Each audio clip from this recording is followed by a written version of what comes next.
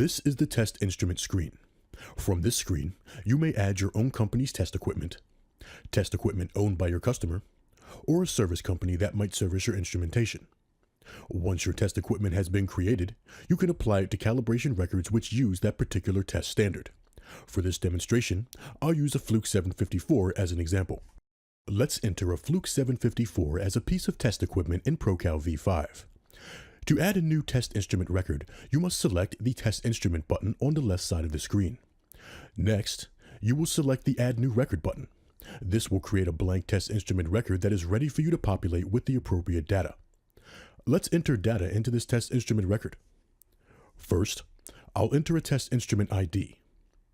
Next, I'll assign it a manufacturer, model number, and serial number. And I'll give it a status of active.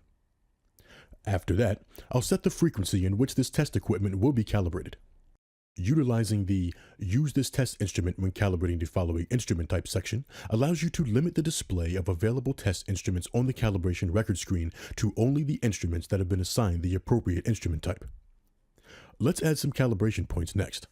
The Calibration Points tab contains fields to enter calibration information for the test standard, such as number of cal points, stated accuracy, resolution, signal type, and others.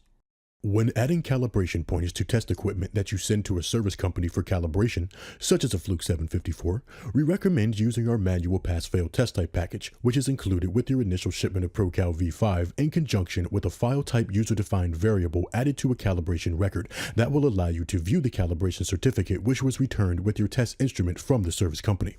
Once the test type package is installed, it will be available for selection within the test type drop-down menu.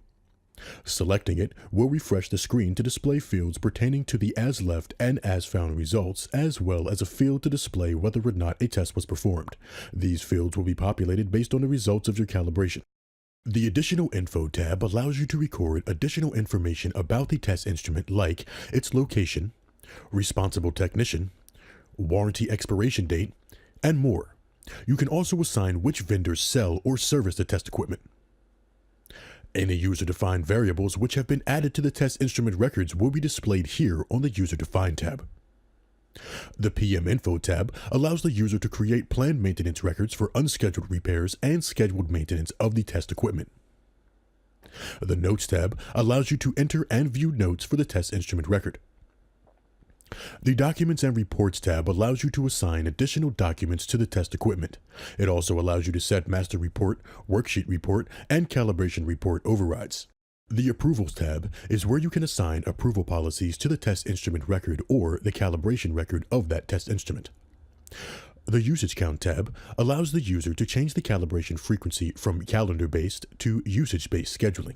And the Materials tab, which works with the Parts and Inventory module and allows you to assign parts to the test equipment. Once you've entered and approved your test instrument record, it's ready to use. After, let's say, a year of use, you need to send it to a service company to be calibrated. You send it out and receive it back with the calibration certificate. Let's enter that calibration into ProCal V5. First, open the test instrument record which has just been calibrated. Then open the File menu and select Enter Calibration Record.